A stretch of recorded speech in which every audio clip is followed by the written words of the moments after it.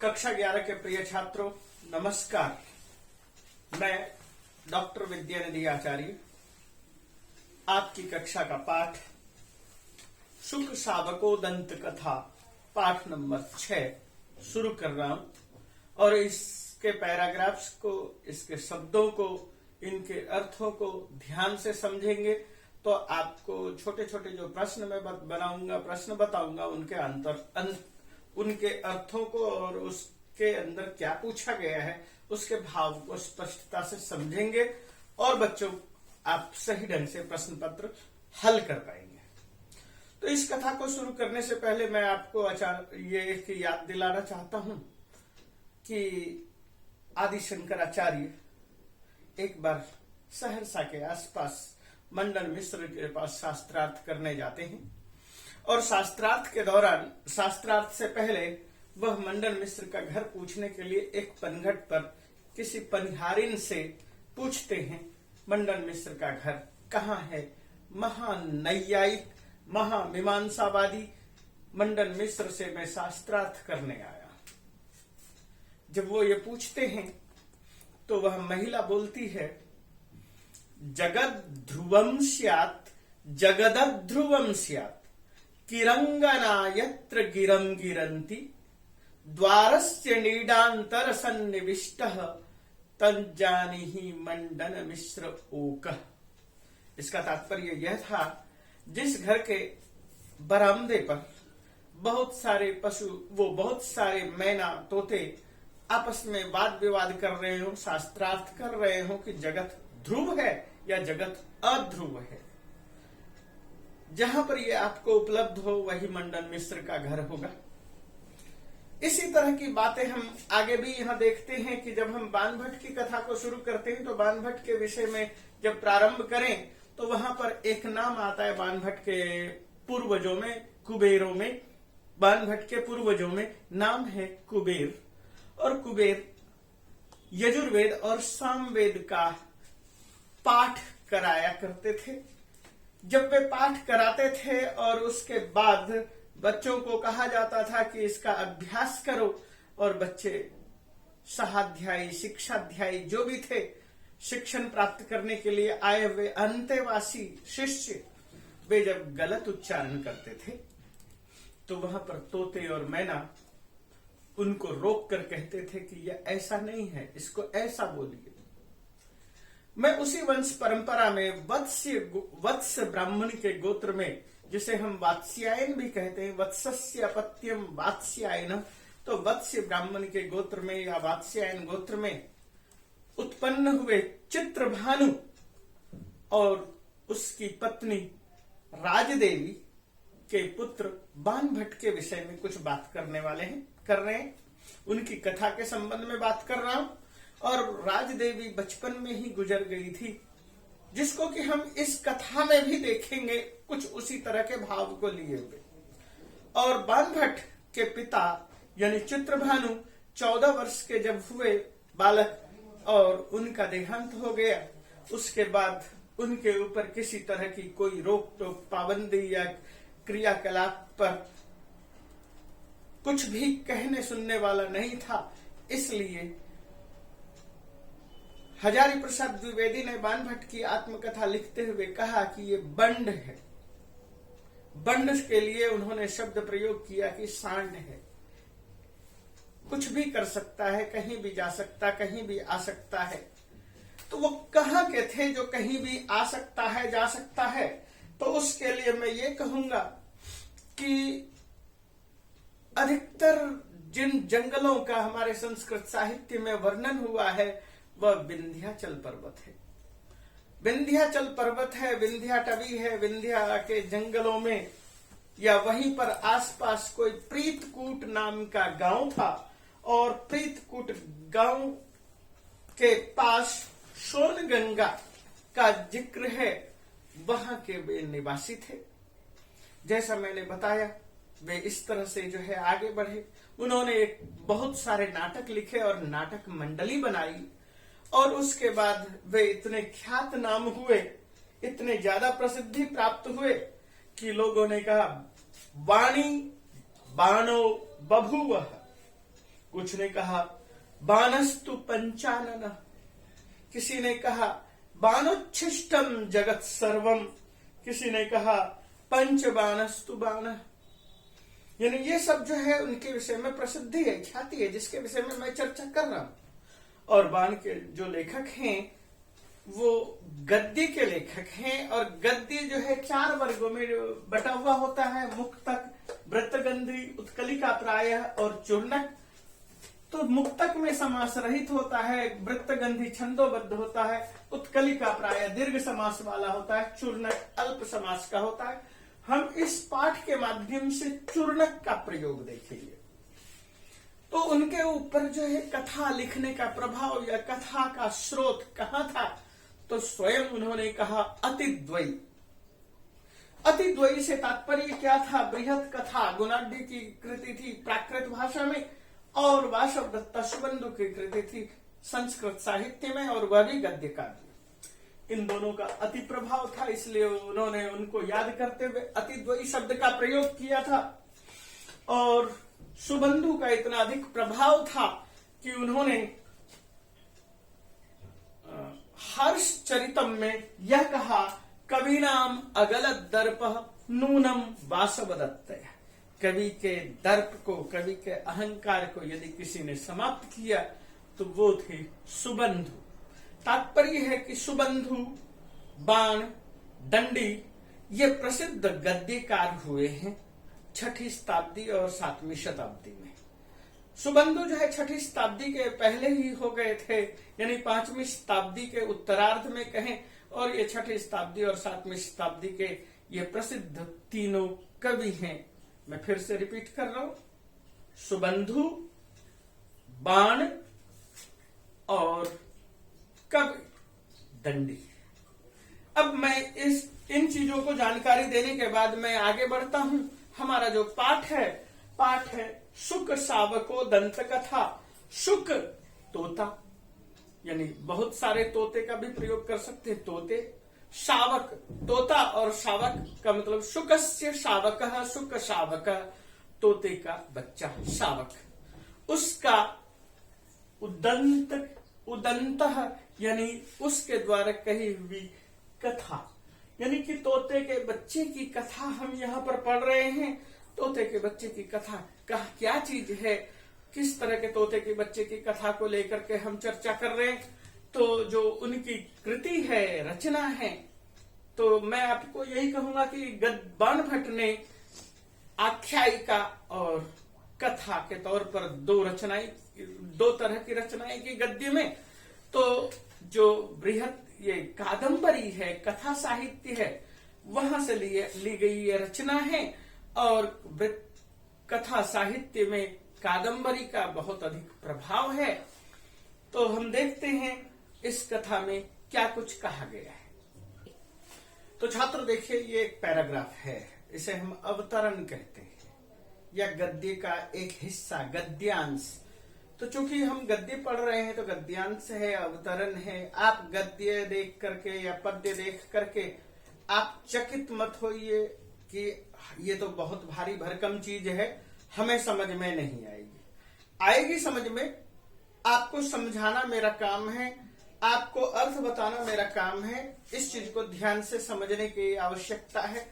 आप केवल पैराग्राफ देख करके मत भड़किए। आपको यहां देखना है, अस्ति का अर्थ आपको सबको मालूम है मध्य देश अलंकार भूता। मध्य देशालंकार भूता, मध्य देश का अलंकार, मध्य देश, मध्यश्च असौ देश, मध्य देश, तस्य अलंकारः भूतः, मध्य देशालंकार भूता। कर्मधारय समास। मध्य देश यानी भारत का आप नक्शा उठाएंगे तो उसके मध्य में चले जाइए। मध्य देश का जो है अलंकार है। क्या है अलंकार? मध्य देश का एक तरह से आभूषण है, गहना है। भुवो धरती का, मध्य देश जो है एक अलंकरण है, अलंकार है, गहना है। और वो धरती पर विंध्याटवी, विंध्यस्य अटवी, विंध्याटवी, विंध्य का अटवी मतलब जंगल, जो भुवः धरती पर विंध्य का जंगल है, मध्य देश का अलंकार भूत है, और पृथ्वी पर भुवः पृथ्वी पर मेखलेव, मेखला के समान ही। मेखला क्या होती है? प्राचीन काल में ब्रह्मचारी एक मुंज की एक मेखला बांधते थे कमर पर, जिसे हम करघनी भी बोल सकते हैं, कमरबंद कह सकते हैं, मेखला बोल सकते हैं। आज भी हम लोग इस्तेमाल करते हैं। तो मुंज का न करके हम चमड़े का करते हैं, जिसे हम बेल्ट कहते हैं। तो मानव धरती पर का जो है एक वो बेल्ट है, क्या है? विंध्यस्य अटवी, विंध्याटवी। अब इसका क्या अर्थ हुआ? धरती पर मेखला के समान विंध्याटवी नाम का मध्य देश का अलंकार भूत अस्थि है, स्थान है। मध्य देश में मेखला के समान धरती पर विंध्याटवी नाम का स्थान है। स्थान क्या है? विंध्याटवी। अटवी का मतलब होता है जंगल। एक जंगल है जिसका नाम है विंध्य। और विंध्य के पास जो पर्वत है, तो विंध्य पर्वत विंध्यांचल यानी विंध्य प्रदेश है। आप इसको ऐसा मानकर चलिए कि आपने प्राचीन काल की किताबों में भी देखा होगा, सुना होगा कि दक्षिण भारत और उत्तर भारत को अलग अलग विभाजित करने के लिए विंध्य पर्वतमाला थी। और एक कहावत ये भी जोड़ दी गई है कि विंध्य पर्वतमाला ने को वरदान मिला कि तुम बढ़ो, और वो इतना बढ़ गया अहंकारवश कि उसने मतलब 2 हिस्से में कर दिया। सूर्य की किरणें तक दूसरे हिस्से में नहीं आ पाती थी। तो अगस्त्य मुनि ने विंध्याटवी को जाकर के कहा कि मैं दक्षिण भारत में जा रहा हूं, और जब तक मैं वहां से न लौटूं तब तक अपना सर मत उठाना। आज विंध्याटवी, विंध्य जंगल, विंध्यांचल छोटा दिखाई देता है, पहले विस्तार था। यही मूल भाव है, यानी कि वह दक्षिण भारत और उत्तर भारत का एक तरह से सीमा रेखा। तस्याम च, और उसमें विंध्याटवी में। अब अटवी शब्द कहेंगे तो स्त्रीलिंग हो जाएगा, और इसलिए सप्तमी विभक्ति का एक वचन। तस्याम अटव्याम, उस अटवी में यानी उस जंगल में, तस्मिन विपिने या तस्मिन वने कानने पंपाभि अभिधानम पद्मसरः। पंपा अभिधानम, अभिधानम का मतलब क्या है? नाम। पंपा नाम का, अभिधान नाम, पंपा नाम का एक पद्मसरः, पद्म का, कमल का, सरह तालाब था। आपने कई बार पंपा सरोवर पढ़ा होगा, रामायण में पंपासर का नाम सुना होगा, और भी बहुत सारे किताबों में, महाभारत में भी एक तालाब था, वहां से नील कमल लाने के लिए भेजा गया था भीम को। तो पंपा का मतलब है वह तालाब, पंप एक सरोवर का नाम है। तस्य पश्चिमे तीरे, उस विंध्याटवी के पास जो के अंदर जो वो तालाब था, उस तालाब के, यह सर शब्द है तो यहां पर तस्य प्रयोग किया। तस्य का मतलब क्या? उसके, उसके मतलब किसके? कमल तालाब के पश्चिमे तीरे, पश्चिम किनारे पर। तीर का मतलब होता है किनारा, पश्चिम किनारे पर। महाजीर्ण, महांश्च असौ जीर्णश्च, जो महान भी है और जीर्ण भी है, बहुत बड़ा है और जीर्ण है कि यह मतलब क्या है? पुराना है, खराब पोजीशन में है, यानी कि बहुत पुराना वृक्ष है। और वृक्ष का नाम क्या है? शाल्मली वृक्ष। शाल्मली का पेड़ यानी शैम्भल का पेड़ है। क्या बताने की कोशिश है कि वो जो तालाब है, तालाब के पश्चिम किनारे पर एक बहुत पुराना शाल्मली का पेड़ था, यानी शैम्भल का पेड़ था। शैम्भल आज के दौर में प्रयोग करते हैं, आप बहुत सारे स्थानों पर जाकर देख सकते हैं। हम महरौली के आसपास भी देखते हैं कि ये पेड़ मिलता है। तस्य एव, तस्य जोड़ एव तस्य, ये देखिए एव। अब यदि हम इसको भी यदि मिला दें, तस्यैव प्लस एकस्मिन, तो ये कुछ इस तरह से बन जाएगा। तस्यैवेकस्मिन्, हमने यहां पर अलग अलग लिख दिया था। तस्य एव एकस्मिन्, उसी के एक, उसके किसके, अब हम वृक्ष की बात कर रहे हैं। पहले हमने विंध्याटवी की बात की, विंध्याटवी के बाद तालाब की बात की, तालाब के बाद पश्चिम किनारे पर खड़ा हुआ शाल्मली वृक्ष की बात की। अब उस वृक्ष के कोटरे, जो बड़े बड़े पेड़ होते थे, पुराने पेड़ होते थे, उन पेड़ों में छोटे छोटे हॉल से बने होते थे, खोखले होते थे, खोखर कहते थे, कोटर कहते थे। संस्कृत में कोटर शब्द का इस्तेमाल होता है कोटर में, और हिंदी में कोटर के बदले में खोखर भी कह देते हैं। उसके अंदर यह सप्तमी विभक्ति है, यह भी सप्तमी विभक्ति है, तो कोटर का यह विशेषण है। निवसतः, निवास करते हुए। कौन कौन निवास कर रहे हैं? दो निवास कर रहे हैं, एक सूनु और एक पिता। सूनु मतलब पुत्र और पिता। निवसतः, निवास करते हुए, कथमपि, किसी तरह से। पितुर अहमेव, पिता का मैं ही। सूनु अभवम, पुत्र था, यानी कि मैं था, पुत्र था और एक मेरे पिता, हम दो एक कोटर में निवास करते थे। अब मुझे लगता है समझ में आ गया होगा। ये सूनु शब्द है, यानी कि सूनु प्लस अभवम। अब ये जो है विसर्ग जो है र में बदल गया और र जो है अ में, इसमें मिल गया सूनुरभवम। ये प्रयोग है बस। ममैव जायमानस्य, मम एव, मेरे, मम षष्ठी विभक्ति है और एव ये है ममैव। जायमानस्य, पैदा होते समय। जनि प्रादुर्भावे धातु है, शानच प्रत्यय है और षष्ठी विभक्ति एक वचन है। जायमानस्य, पैदा होते समय। प्रसव वेदनया, प्रसव वेदना से, जब मैं पैदा हो रहा था उस समय, प्रसव पीड़ा से। जननी में मेरी मां, लोकांतरम अगमत, लोकांतर यानी कि दिवंगत, अगमत चली गई, यानी मृत्यु लोक को प्राप्त हो गई। यानी जिस समय मैं पैदा हुआ, मेरे पैदा होते समय प्रसव पीड़ा से मेरी मां स्वर्गलोक सिधार गई। अगमत में गम धातु है, लुंग लकार का प्रयोग है। अब मैं और मेरे पिताजी दो ही बच्चे, इसलिए यहां शब्द प्रयोग किया। निवसतः, निवास कर रहे थे। तात्पर्य क्या है कि वो बहुत छोटा था जिस समय ये घटना घटी। अब ये देखिए कि आप बाण भट्ट के साथ इसको जोड़ेंगे तो बाण भट्ट छोटा था और उसकी मां गुजर गई। आपको कथा की झलक यहां पर मिलेगी। पिता ने उसका लालन पोषण किया 14 साल तक। अब वह पिता के सानिध्य में वह छोटा बच्चा, बच्चे को हम क्या कहेंगे? शावक। किसी भी चीजों के लिए, बच्चे के लिए शावक शब्द का प्रयोग करते हैं। आज के दौर में शेर के बच्चे के लिए शावक का अधिक प्रयोग करने लगे हैं, लेकिन पहले हर बच्चे के लिए शावक का प्रयोग करते थे। तो आगे देखिए अब क्या हुआ कि वो किस तरह, जब मेरी मां गुजर गई, दिवंगत हो गई, तो पिता क्या करने लगे? मुझे पालने के लिए उन्होंने, वो बहुत दुखी थे, लेकिन उन्होंने मुझे पाला किस चीज से?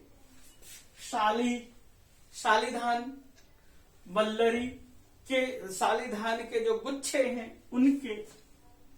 अभ्यस्त तंडुलान, वल्लरीभ्य, शालीधान के बालों के, यानी धान के जो बाल होती है, धान के जिसके अंदर होता है उसके जो है, हम क्या कह सकते हैं, जो इतने लंबे लंबे दिखाई देते हैं बाल, जैसे गेहूं की बालियां, धान की बालियां, आप इसको ऐसा समझ। उसके अंदर जो तंडुल थे, चावल थे, उसके कनों को, साली धान के बालों के अंदर से निकले हुए कनों को, वो कहां से आए साली धान? कहते कि वो तोते उठाकर लाए थे। शुक कुलौ अवदलितानी च, जिनको कि शुक कुल ने दलित कर दिया था, मर्दित कर दिया था और बिखेर दिया था। और क्या किया था? फल शाकानी, वे जो फल लेकर आते थे और शाकानी, साग लेकर आते थे, समाहृत्य उन्हीं को इकट्ठा करके वे तो सालिधान के और फल आदि को ला करके समाहृत्य ला करके मह्यम अददात मुझे देते थे। यानी कि जो मेरे पिता थे वो हर समय मेरे साथ रहते थे, मेरे पास बैठे रहते थे और कभी कभी बीच में उड़ कर जाते थे और वहां आसपास बिखरे हुए चावल के दानों को, फल के छोटे छोटे कुतरन को उठा करके ला करके मुझे देते थे। मह्यम अददात मुझे देते थे। मद उपभुक्त और मेरे द्वारा, मई उपभुक्ते सती, इसका व्याख्या करेंगे क्या होगा। मई उपभुक्ते सती, मद उपभुक्त मेरे द्वारा खाए जाने के बाद, शेषम एवं अकरोत अशनम, वो शेष हिस्से को पहले वो मुझे खिला देते थे जब मेरा पेट भर जाता था, उसके बाद शेषम जो बचा हुआ होता था उसी से एव ही अकरोत करते थे। असनम, असन का मतलब है ये है असनम, अकरोत प्लस असनम, वो खाते थे, असन करते थे यानी खाते थे, खाना खाते थे। असनम ये शब्द यहां से लीजिए, अकरोत असनम, वो मेरे बाद खाना खाते थे। तो इस चीज को यहां से ध्यान देना है और समझने की कोशिश करना है। और भी कुछ व्याकरण की चीजें हो मैं उसको क्लियर करता हूं। जब मैं इसको लिख रहा था, यहाँ उसकी माँ का देहावसान हो गया, इस बीच में मेरे से ये एक लाइन छूट गई, उसको मैं यहाँ लिख रहा हूं। वो क्या था कि जब उसने कहा कि मेरी माँ गुजर गई, दिवंगत हो गई, स्वर्ग सिधार गई, उसके बाद क्या हुआ, तातस्तु, और उसके बाद पिता ने सुत स्नेहात, पुत्र के स्नेह से को की वजह से अंतर्निगृह्य शोकम, अपने शोक को अंदर ही अंदर समेट करके, तो उनका शोक क्या था, उसकी पत्नी का गुजर जाना एक बहुत बड़ी पीड़ा थी, क्षति थी, शोक था। अंतर्निगृह्य अंदर ही अंदर धारण कर लिया और मत संवर्धन पर एवाभवत, मुझे बढ़ाने में लग गए। ये बात छुटी हुई थी।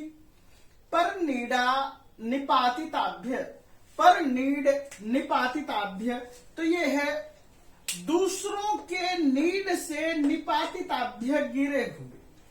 तो दूसरे बहुत सारे जीव जंतु थे, बहुत सारे पक्षी थे, वो जो लेकर आते थे, क्या लाते थे, साली वल्लरी भ्यस तंडुल का नाम, साली धान के बालों को, उनसे जो चावल होते थे वे, शुक कुलात अवदलितानी, शुक कुल के द्वारा अवदलित किए जाने पर, शुक कुल के द्वारा, तोतों के द्वारा मसल दिए जाने पर, अवदलित का मतलब क्या है, मसल देने की वजह से।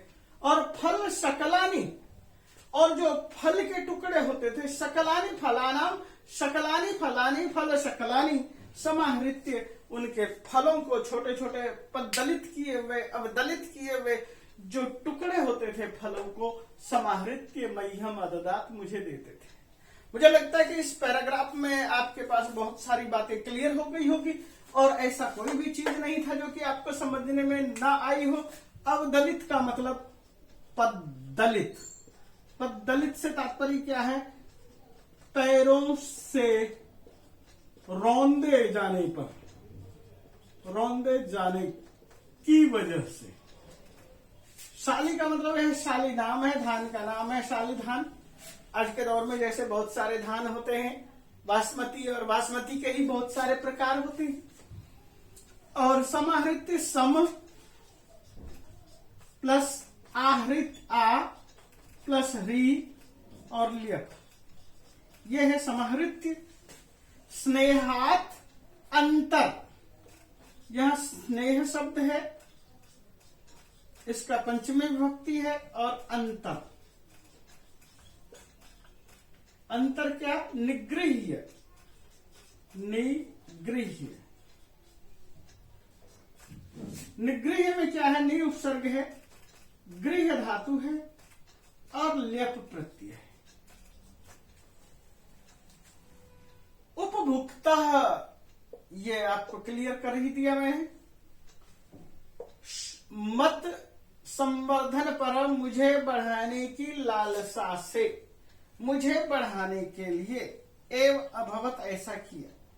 और नीड निपातिताभ्य, नीड से घोंसले से, नीड का मतलब घोंसला,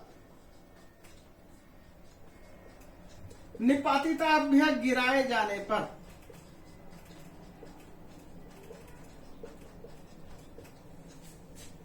और यहां पर एक सेंटेंस ये था असनम, ये अस धातु है और ल्यूट प्रत्यय है, ये याद रखें। ये व्याकरण से संबंधी बात हो गई, मैंने समास के संबंध में बात कर दी। और मैंने पहले ही कहा कि हम इसमें चूर्णक पढ़ेंगे, गद्य का चूर्णक हिस्सा, जिसमें अल्प समास का प्रयोग होता है। और इसलिए अब इसमें जो छोटे छोटे प्रश्न बनते हैं, मैं उन प्रश्नों को आपके सामने उपस्थित कर रहा हूं। तो देखिए, अभी मैंने जो है एक शब्द में, एक पदेन का मतलब एक पद में, यहाँ एक पद में देखना है उत्तर, आपको उत्तर मिलेगा यहां पर लिखा हुआ पद में क्या है। किम अभिधानम पद्मसरः, पद्मसर का नाम क्या था? पंपा।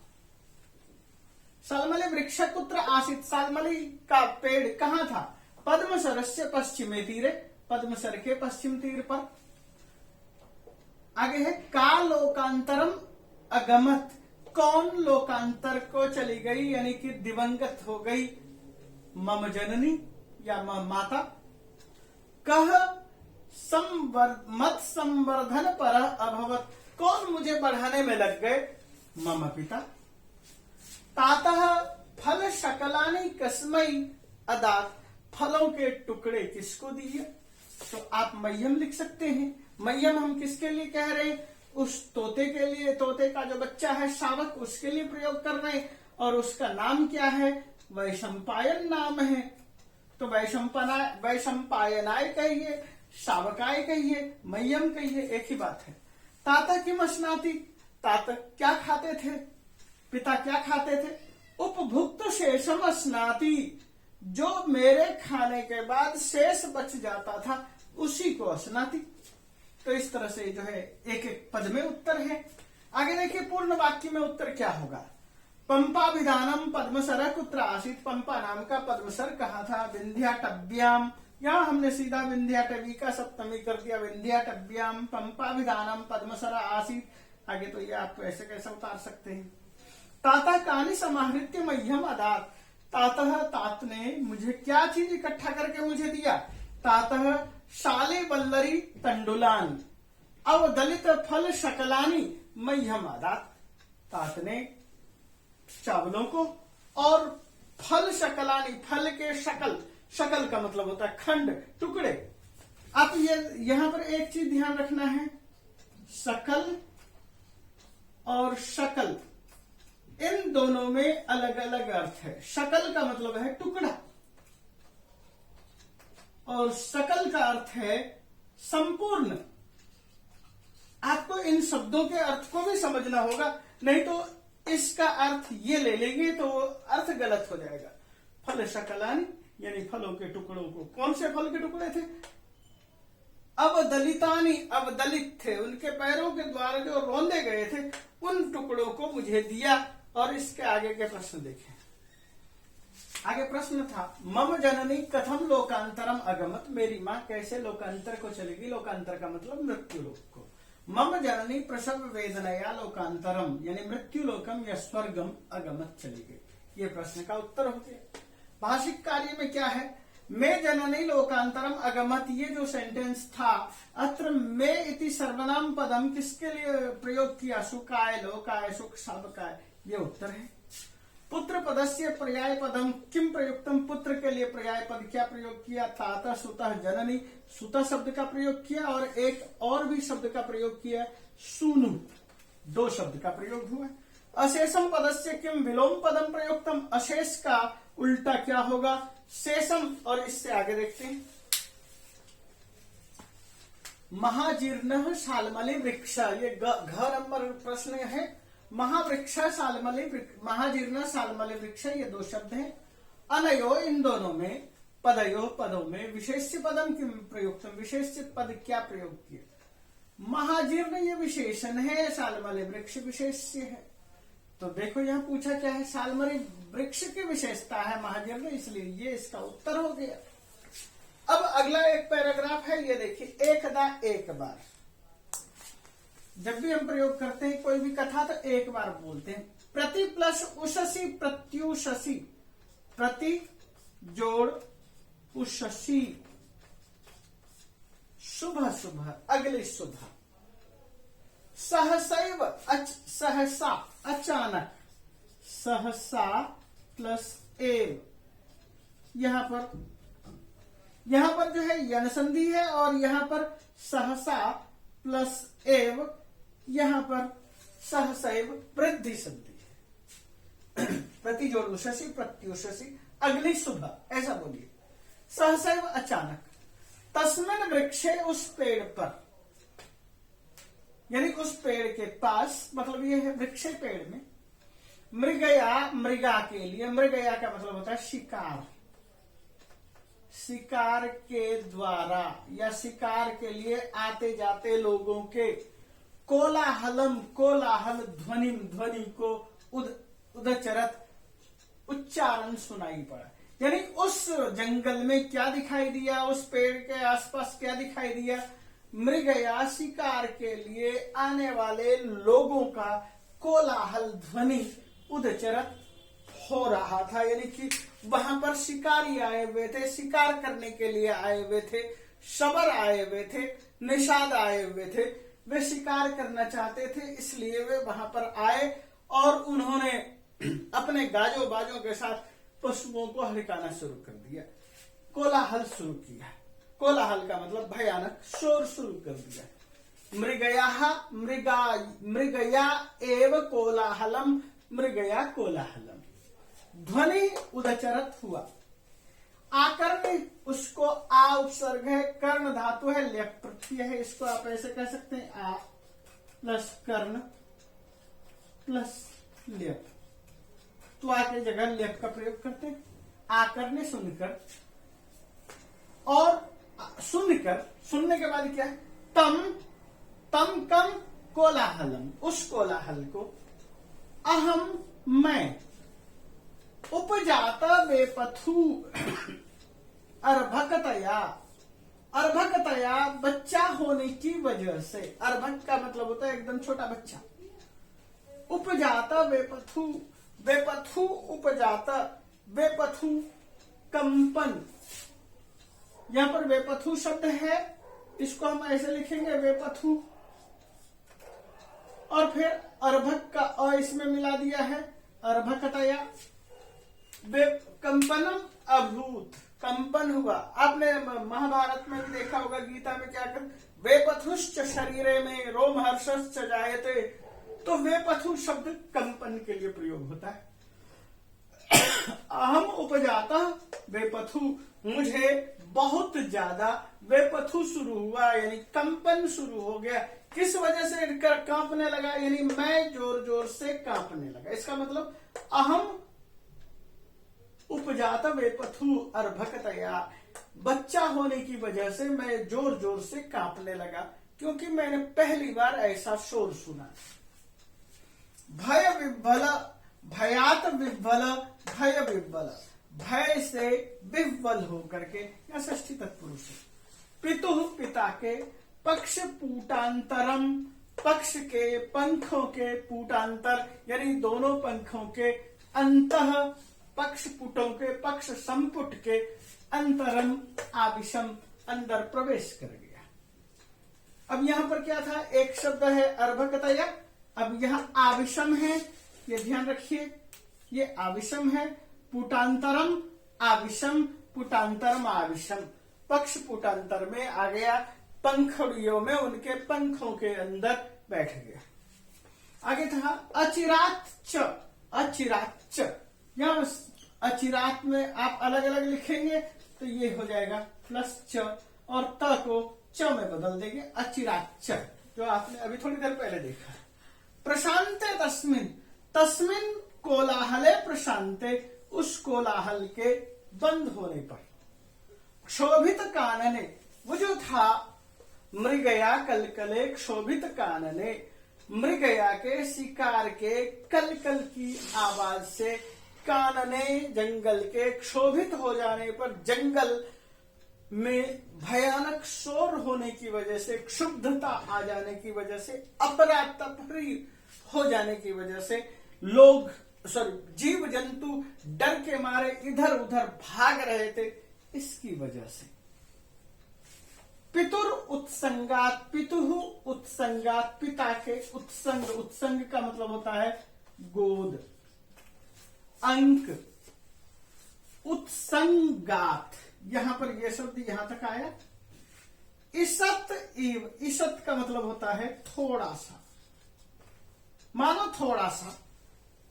निष्क्रम्य, निश उपसर्ग है, क्रम धातु है, ल्यप प्रत्यय है, इसको भी मैं यहां पर लिख रहा हूं। निष्क्रम्य होता क्या है, ये चीज देखिए, निश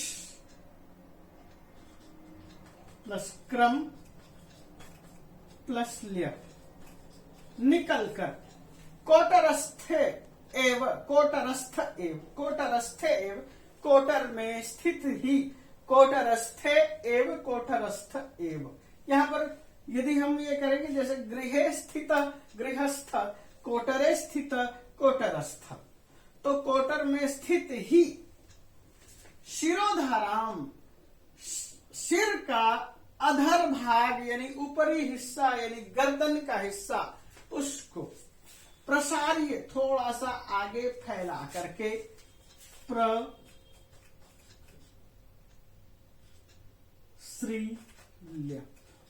इसको भी ये कही, प्रसारिय फैलाकर, किम इदम इति, ये क्या है, किम इदम क्या हो रहा है, क्योंकि वो पहली बार सुन रहा है, किम इदम इति, ये क्या हो गया।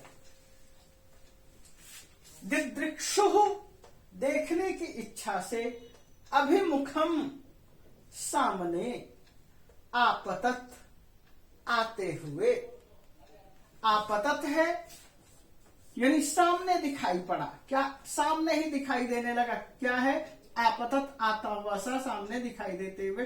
शबर, ये शब्द है, शबर और आपतत दोनों मिल गया है, इसलिए शब्द बन गया है शबर, और इससे पहले है आपतत। ये त च में बदला और च की वजह से ये स छ में बदल गया, ये बन गया छबर। तो ये हुआ शबर, आपतत, इसको हम ये ऐसे लिख लेते हैं अलग अलग, और उसके बाद तो यहां पर लिखा ही हुआ है। सैन्यम, सैन्य को, शबर की सेना को, शबरों की सेना को, अद्राक्षम, देखा।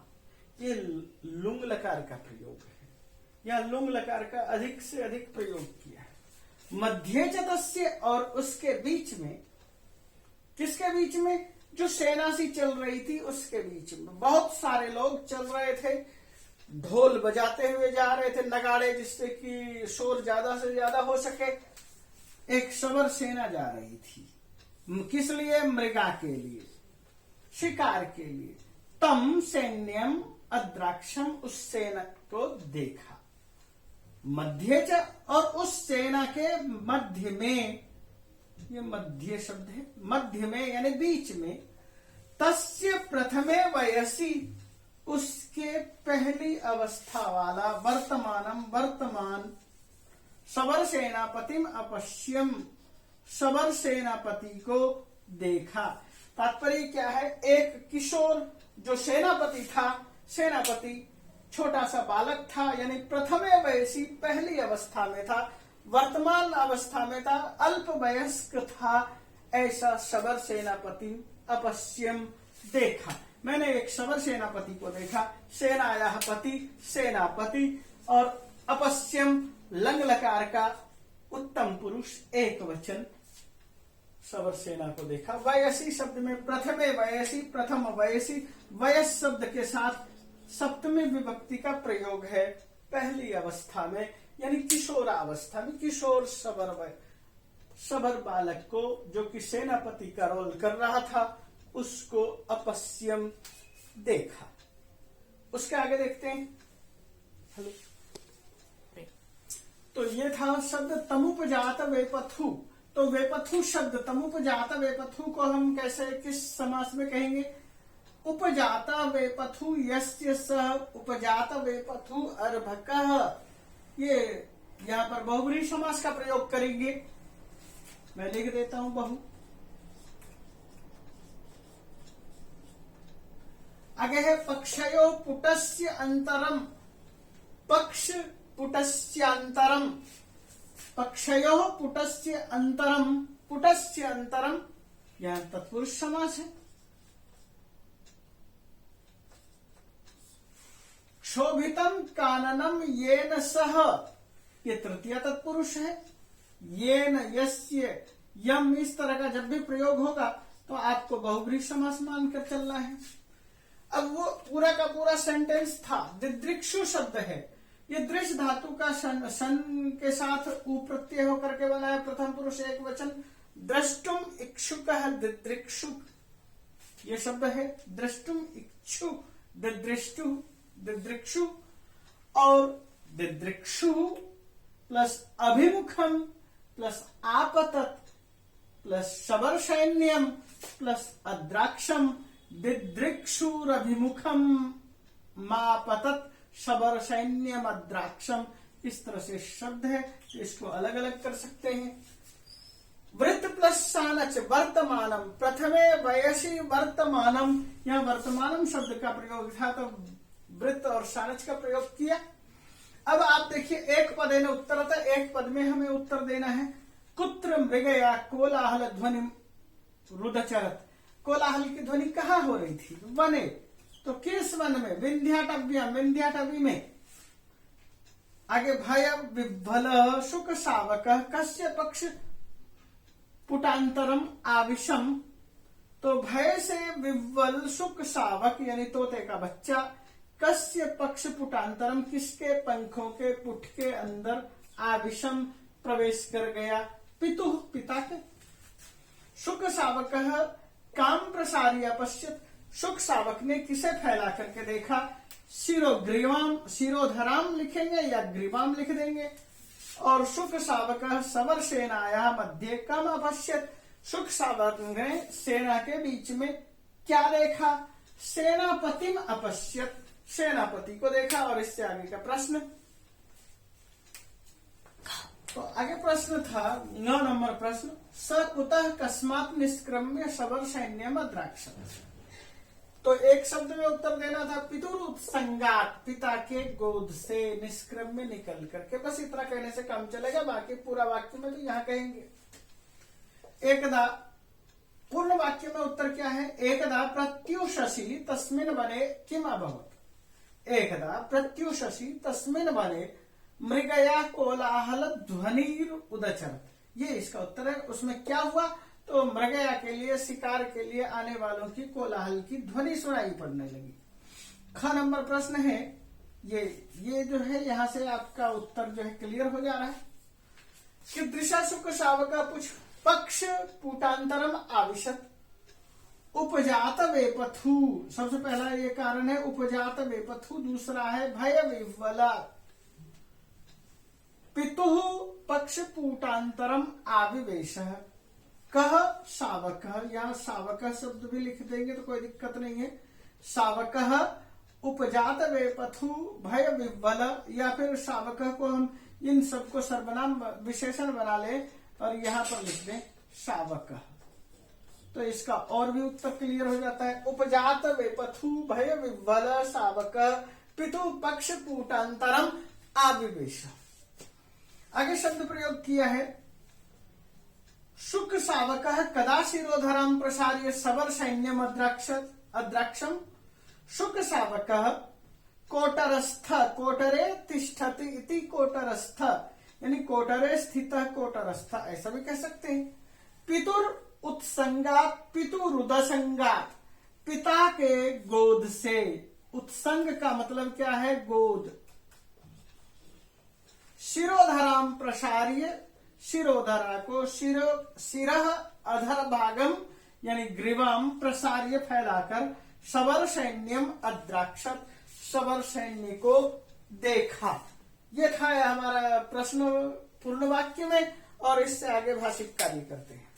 भाषिक कार्य देखें, अंतिमे वयसि ये पद है, पदस्य किम विशेषण विलोम पदम, इस पद का उल्टा क्या है? प्रथमे अंतिमे वयसि, अंतिम अवस्था, हमने वहां पर क्या पढ़ा था? प्रथमे वयसि, अंतिम अवस्था यानी बुढ़ापा का उल्टा क्या हो सकता है? प्रथमे वयसि। प्रत्युषसी और मध्य वर्तमानम तो होगा ही नहीं। क्षोभिता पदस्य किम विलोम पदम प्रयुक्तम, क्षोभित के लिए विलोम पद क्या प्रयोग किया गया है? क्षोभित का उल्टा, तो क्षोभित का उल्टा क्या होगा? प्रशांत। सबर सेनापतिम अपश्यम, सबर सेनापति को देखा। अपश्यम क्रियापदम किम? अपश्यम। प्रथमे वयसि इत्यनयोः, इन दोनों शब्दों में किम विशेषणम प्रयुक्तम, विशेषण क्या है? वयसी शब्द का विशेषण प्रथमे है, इसलिए क इसका उत्तर हो जाएगा। तो बच्चों, मैंने यहाँ 2 पैराग्राफ आपके सामने रखा, और इन 2 पैराग्राफ में बहुत कुछ मैंने आपको बताने की कोशिश की, और मुझे लगता है कि ये वीडियो ज्यादा ना लंबा हो जाए, इसलिए मैं इसको यहीं पर विराम देता हूं। अगले वीडियो में अगले पैराग्राफ को देखते हैं। धन्यवाद।